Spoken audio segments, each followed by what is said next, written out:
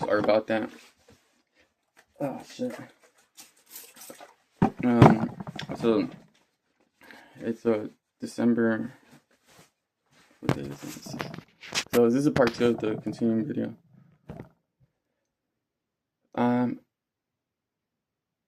Just here, like, to like vent and help me be my therapy before I go see something that my mom wants me to fucking do. That I fucking want to do too. Go see a psychologist. And I'm not gonna be too open. I don't know. Things change. But here I'm back for the thing because the battery ran out. And excuse me. Let's get back to the. Sometimes God has a kid's face. I forgot where I picked this up. Anyways, we were going on. It was about Shalia. So, yeah, part 2. If you're still following, thank you, and keep on following my channel. There's no fucking fancy edits right now. Maybe there will be, but no. But just keep following it, bro. If it's helping you along, thank you, and thanks for your support. Put a like. Any added comments, I'll try to help and write to you guys. Okay, here you go. I looked over at Shalia, and I could see the tears beginning to run down her face. The memory of that moment, the feelings of hope, desperation, contentment, fear. There's a big dash, and it says came back to her. And fear and big dash came back to her as if it happened yesterday. It was maybe the single most important moment of her life. That was beautiful, Shalia, I said. May I go on? This is the book from the program Letters from Covenant House. Okay. She paused for a moment, a million thoughts racing through her head.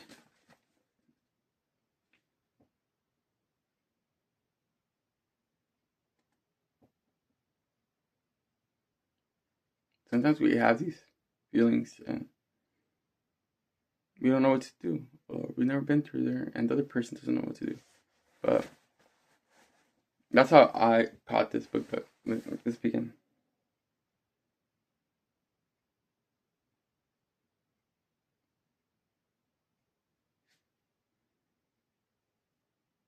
She paused for a moment, a million thoughts racing through her head.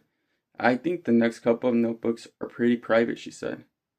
I mean, most of the pages are filled with really nice stuff. About the time I've been here at Covenant House and all the things I've learned and done. But I'm not sure you have to see all that, she said half apologetically.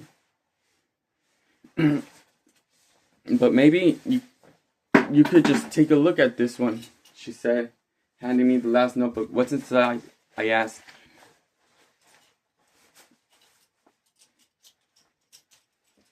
And what's inside? I asked. Oh, some other kinds of things I've done, she said. I want to be a writer someday, she said. I opened the last notebook and began to read. The pages were crammed with things Shalia had written.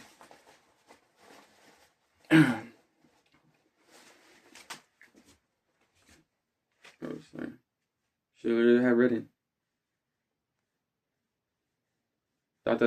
Poems, notes to herself, short stories. She had even tried her hand at writing an episode for a television show. Her passion and her gift for writing literally screamed from the pages. She's a very, very talented young woman. I love to write, she said after I had told her how wonderful the notebook was. I want to do that for a living, she said. I want to be somebody someday, she said. You already are, I said. Don't ever forget that. I said. I'm very, very proud of you and very impressed, I said. Thanks, she said very softly, barely able to get out words. That means a lot, she said.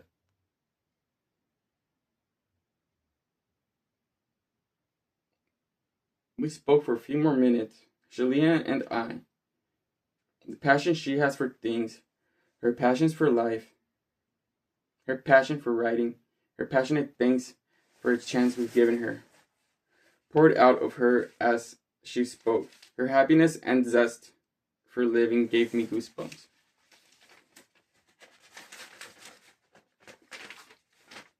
Okay, so that was chapter 10, and I guess, yeah. I guess what I'm going through, right? Psychologist and all that. I met someone special, man. And I slowly wanna just use this time to thank her for her strength and her courage to be herself, and you, Z, for showing me you. Okay, and this chapter of the book from Covenant House, the program. From this book, sometimes God has a kid's face. And I guess the author is Sister Mary Rose McGrady. I didn't just pick it up by accident. I picked it up with a purpose and a choice.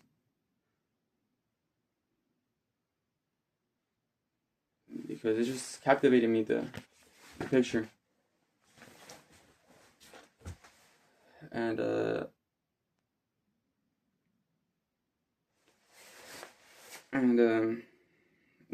I guess it's my first episode. Anyways, yeah, it's like, of what this was. I had other projects, but I can't put all the videos here, but hey. But yeah, Shalia, I see now how you broke down.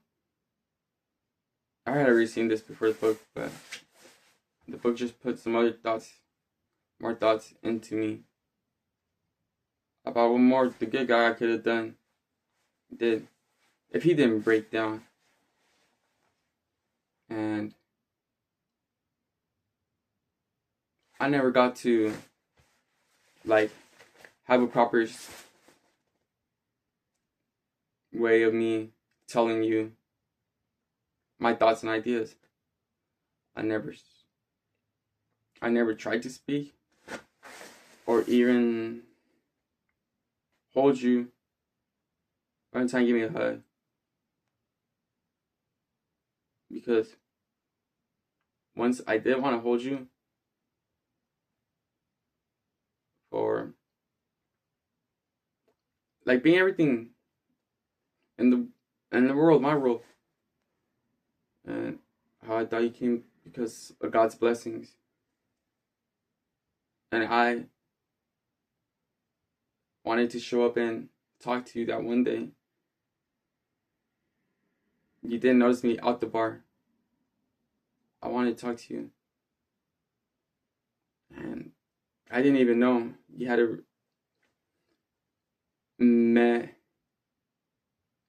a person. He's not like my friend, Jose or Colima. And I didn't know, bro. And then I was putting two and two together, but after that, or before I even saw you that night, I was like, wow, this person's cool. I got all dressed up, and I was like, I want to meet that person. And Colima, sorry for getting off topic from the book, but he brought you along, and we kind of got to meeting, and I was like, man, this looks like a real good girl.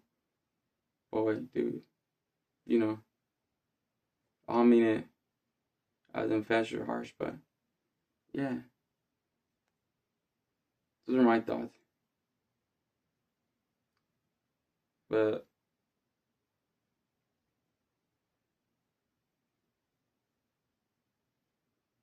there's so much things I could and can't say because I guess I don't know what to do with this love. I'll hear people say around here, like you're not somebody like, but hey, those the opinions or comments of other people, they shouldn't matter to you. At least I think that, because if they're not coming from a place of love and actually seeing you for what you are or what you're going through or what you're being and what you're going to, a lot of people are selfish, bro. They just aren't really there for you. And I hope you know that you meant a lot. You mean a lot. And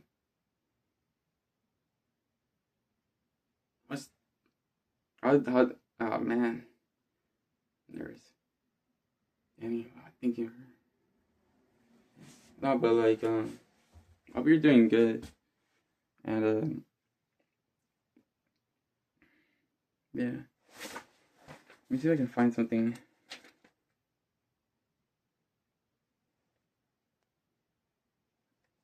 They kind of remind me of a lot of things.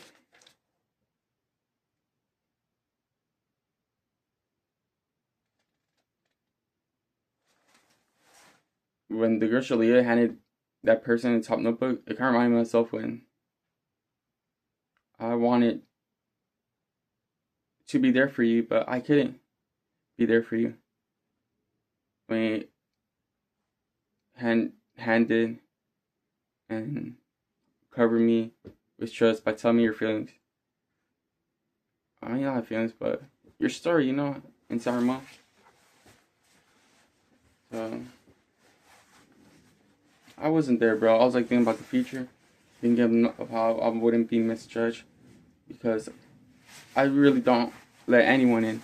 I can't have like people in here or out there. But out there, I'm like just a shadow, not even really someone, because they don't see me for me. They might not all see my value. I'm gonna have value in good things right here and all that, but they don't see me for me and my value.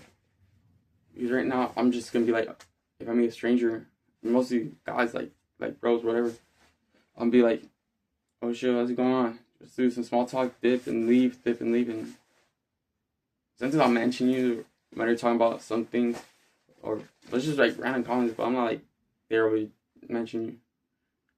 But if there's anything you want to know, comment.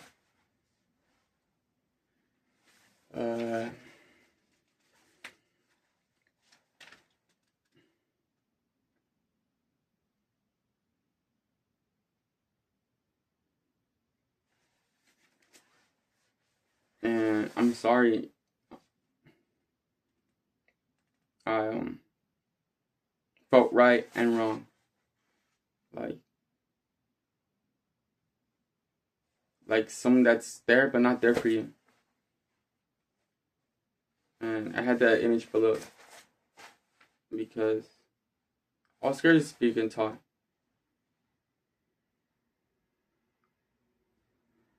I never took anything personally from you. Like you told your mentors, like they shouldn't take things personally to you because of the because you don't know people you have a not psychotic episode, but one of those traumas or PTSD or those the outbursts. Oh, look, you better say it than me. But who have those things? It's not their fault to take it personally, but they do. They're wrong, right? And I was like, I didn't take it personally. I just because I really did I didn't want to like make it more worse of San Ramon. I was like, I want to make it a date, but I don't want to make it a date. But let's go. because that's just the type of guy I am. If I really good, I'm gonna be right there. And like bad, like if I feel like I'm bad, I just want to do something, I would not do it. But it was like that, and I really like this person's presence. So let's go, man. A lot of these stuff for other people, I'm just like, I guess people can tell, oh, you're such a good guy, you're such a good guy, or I don't know why you do drugs. And so I'm not gonna be open to you right now, but like, I don't even know why you do drugs. I was like, Danny, you should stop. This is for people who don't give a fuck. I know you give a fuck, so you shouldn't be doing this. It's like, damn, you're the third, fourth person that told me. I told that guy. Yeah. But I could read people, bro. It's just if I let you in my circle, just know that it wasn't random. You weren't just something that was random and just landed and picked, or because someone said this or anything about this. No, it was because of what I saw and I felt and I needed but couldn't hold. And I chose you, naturally just ended up loving you, but I could never tell you really that I loved you. Because I had already thought, if I'm already gonna do bad, I kind of told her like the little trick. I think she's kind of cool because I'm just be saying I think she's kind of cool because she kind of already knows that he's drugs, and I never done anything like really sly around her. But I think we'll still be cool, you know. I'm not gonna push and all my emotions. This is where thoughts come. I'm not gonna push all my emotions on her right now because I do have plans and I have the date. When I was gonna do it, I was gonna do it on December, or the next day tomorrow after that, or the third day. So 1, 2, 3, A, B, C. But it was gonna be before C. I was like, fuck yeah, I gotta do it. But I'm doing my most honest, respectful way that only I know I can do. But I couldn't do it right.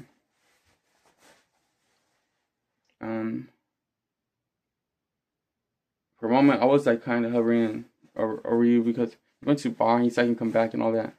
And being the type of man I am, I guess not my calling because I made a promise to God I was gonna do all this. I went to a bar, like not because of jealousy, but because I used to go, but I didn't go because I don't really find anyone over there. It's just the same regular people. I knew all those people, so I was like, and I kind of knew where you're coming, but I just knew I had some defects or some struggles that I had to get through. It wasn't just a drug. It was the safety of me feeling safety. And there with them, with those people, which I don't hate. It's just you. I mean, it's just me. And these are my things, but no one else really knows. Other people can say, oh, you have this and all this, alright, whatever. That really words or comments aren't really gonna affect me. Because even as grown-ups, people have their own opinions of what they think looks right and acts right and shows right, and they still have their problems. But guys point out because you're smaller. But yeah, I knew all those women, all those girls, most of the guys. I'm not like person. I have one known person, but not a person because I don't really like just gonna buy him a beer and shit. It's all the Wi-Fi and all that shit. But at the time I didn't bully him out, whatever that do. But anyways, yeah, it wasn't random. Yeah, I just did this like super. For any other guys that just landed on this, that was me.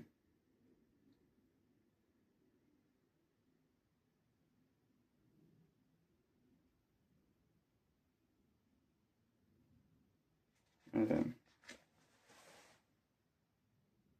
oh yeah, I'm on Threads as Daniel Pt2. And I'm just doing it and copying some of your skills. I call them copying your artistic skills. the best, and had also bought another book called The Best Artist. He Steals Like an Artist. Why? He's not trying to get paid, but that's like, what's it, right? And you have a lot of new things and great things you bring to this world. Well, people see, you know. And yeah. So the first time you like being angry or like telling me comments or that I think didn't fit with me, or actually being angry, then I'll be quiet. I was like, oh, that's how she naturally is, and maybe she does in Africa, but yeah, I probably was too much time with you, and I probably knew it too. I was stubborn, you know. I thought either be wrong, not do wrong, but you know, I'm not, you're not gonna do too wrong. Like, you know, I talking to me in my head. I was like, that was it, but I kind of pushed it a little bit, right? I'm not the type of person. I really am. And I pushed other things that wasn't in me for me to do that thing. But like, I was in love, and because I wanted to fix what I had. Thought I had made into that problem, because if we had a real good communication and I was honest, my actions would have been different. I was coming from a phase of fear, and I'm doing too much, man. Because I want to tell you this, I love you like this. I was like, oh, I love her, and now she's gonna love me. Like, is this how love works? Oh man, you're not someone I can just buy or have a price with, or just a random little girl, bro. You're a real human being, bro. You're people. So that's what I saw. Oh yeah. So if I look, I put this thing on YouTube. This is my new phone, just my old phone. Yeah, what the fuck? You're fucking go to my channel. And yeah, I had a wonderful night. Until I didn't know what to do. I was like, shit, what did I do? Right now, so right now I wasn't really being so open, because I was like, yeah, just follow along or follow you along right now. And I feel all broke because I was tired and I was like too caught up. It's not that I didn't all be cool. I was just like, how do I honestly express myself? How do I just be without being nervous? I was trying to have my feelings, my composure, and all that. I was like, I knew I was enough, but I didn't know what's too much. And just knowing, maybe I won't say something the way I should say it, right? And it'll come badly. So I was just projecting that it might turn out badly, because I don't know, but I didn't feel like you deserve the worst of me, coming from a space of not being full. And Danny, was not that full of me. But you had your boundaries, you're outspoken, and your clearness. And I was scared to fight, or what I thought my idea of that was, to fight, to say my ideas. I would just say random things, oh. And then you just keep on going through your emotions. I didn't feed back any new information, any new perspective. I let you get caught up, pick it up yourself, and catch you up and unslip and slip and not slip from those things that you're fighting. Demons, safety, survival, overwhelmness, having me there, and thinking I might just use you and try to be smart or a genius like another random guy or someone you meet from the streets.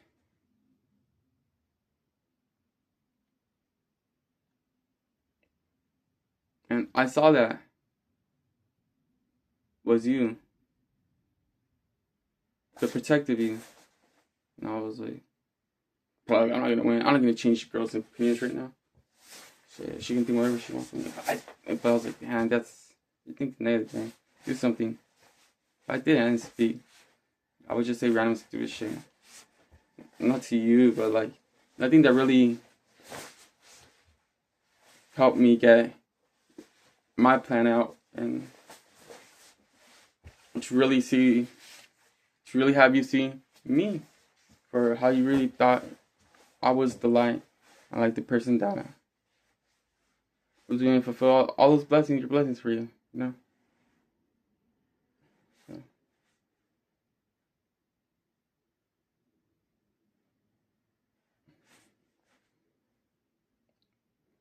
Because you're too emotional, bro, but shit doesn't hide the good heart. It doesn't hide whatever you are. That, well, I can't put into words right now, but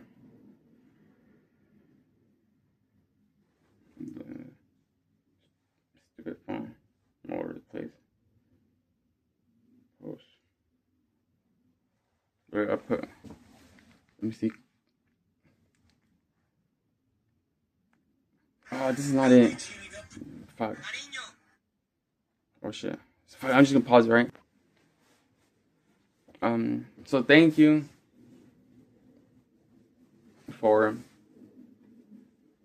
but thank yourself, man, for being you. And your feelings are valid, bro. They do bring valid value to what is going on around you. But I wish it was me who you look for first whenever you're in a problem.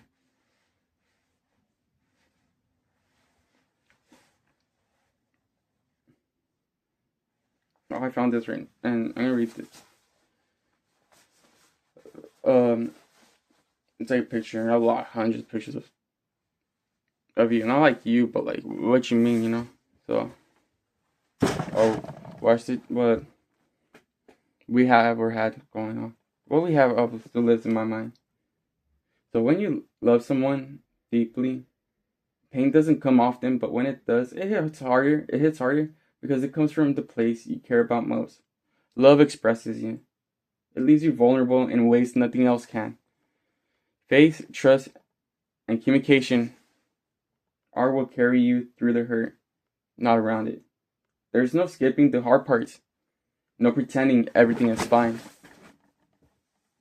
You have to be honest, even when it's uncomfortable, even when the truth might hurt. Some conversations aren't easy, but they are necessary.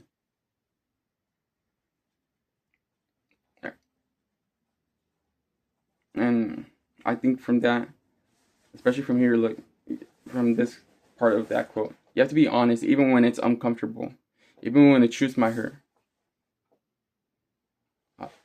That's where my idea comes of always looking about my problems of not being honest and being trustworthy and saying, hey, this is what I did, this is what happened, and look what he did or I did, or that way I could just speak with you clearly, but I wouldn't be like that because I hadn't really made my commitment. I thought I had to tell you in my way of love before you really meet that real me. I was like, so in those 2 or 3 days after that, I was like, okay, I'm not gonna do it today because I did a line I used and, but I'm not gonna tell her I love you because shit, I can be more clean or more so. So I'll do another day. So I wasn't taking that day too seriously, or I didn't want to take that day too seriously. But when I saw you hurt, I'll touch you, hold your hand, hug you, go with you down the river, and I'll put up that image like everything is fine when you're breaking down. Clearly, I'm not that stupid. Everything's fine, but everything's fine. It's your problem. So I don't want to choose my hurt. Stepping out of my element. There. That messed up guy I was. To hold you, give you closure.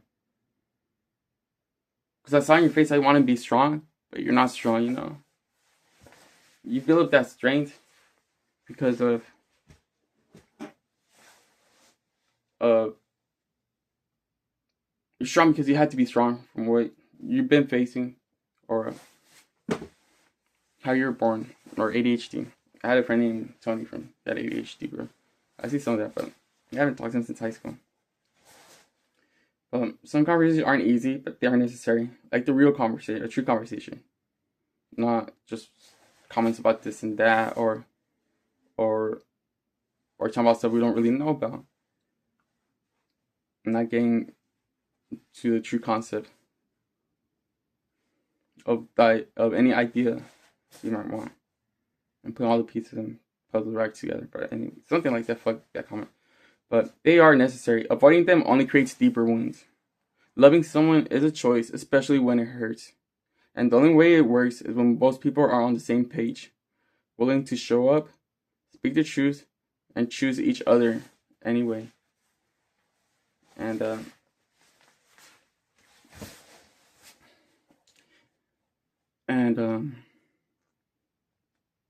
you stuck to me longer than most any of these females would, because like I said, not sure if I had told you know this now, but or seen some of my videos, I've only fallen in love once. It was a girl named Sarah, and I made a stupid mistake of having to go get my phone. She's not even my girl. It was my friend's girlfriend. Her name's Carmela. Get my phone because she was gonna help me how to text her when I really didn't need her help. I could have just relied on my own self, my own strength. But sometimes, not receiving the apple, that fruit, that prize right away, makes you feel like you're not ready. But man, I'm not those average people that thinks any less of you. Because I want to say it right now. I have the words all in writing and clear out in my mind to speak it. But you're worth a lot. For me, you're the most prettiest person I ever met. And not being honest, was my fault, not your fault. And I knew it. But I didn't have any other way of explaining it and showing it to you. So even when we were talking on WhatsApp, when you came back from Miami, I was scared to tell you and your mom when we were sitting there, hey, I didn't mean to leave your daughter out all alone. I just didn't know what else I can do. Only if I can only push one of my ways to go back there, because I went once outside and I didn't feel I was going through. And she was clearly beautiful, but she was going through someplace, and I tried telling her to come back in, and we went up the stairs almost, and then we messed it up. I kind of messed it up by being too much, and she went back down, and then I felt sorry. I gave you the extension cord. I gave her the extension cord, and she was there, and I felt hopeless and bad. I couldn't do anything else. I was like some conversation I wanted to ask, or I even remember your mom telling my mom they were gonna tell each other something, but it's like I stopped it. Like I looked at them, or you looked at them, like don't say anything about me to their mom or them while I'm here. And I kind of felt like that energy in a certain moment while we were eating or trying to talk about stuff. When my mom said, hey, Danny siempre trae personas para acá. But I didn't want I was trying to control the situation. I like kind of looked at my mom and like, don't say anything. They might think the wrong way. So your mom did, and my mom didn't really have that good conversation. Yeah, we showed you outside and all that, but I wasn't present, man. I didn't put into context and to like speak to like me, the person I was, and if he was still there, I bet you, I'm still here. I bet you if you were gonna look back to him, me, Danny, you'll still find him. That's being honest, good guy, man. And I'll find you, that beautiful, lovely child who is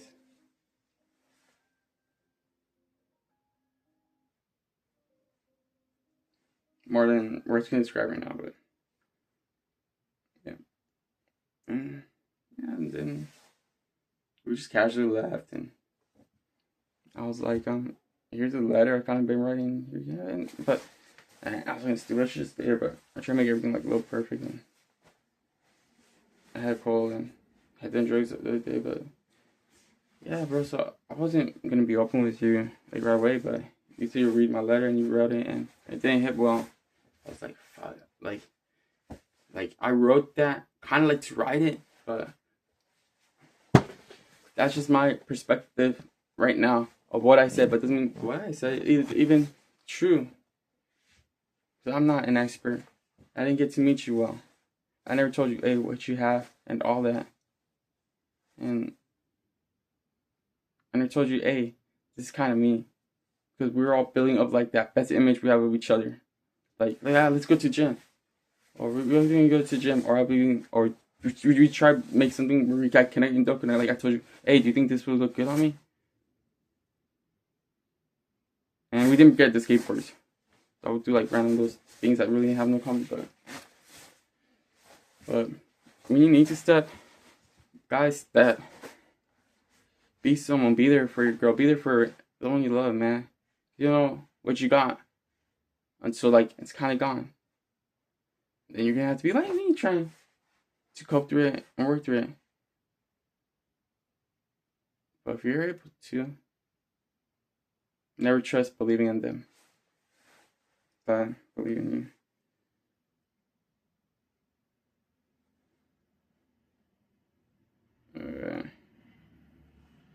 Pause.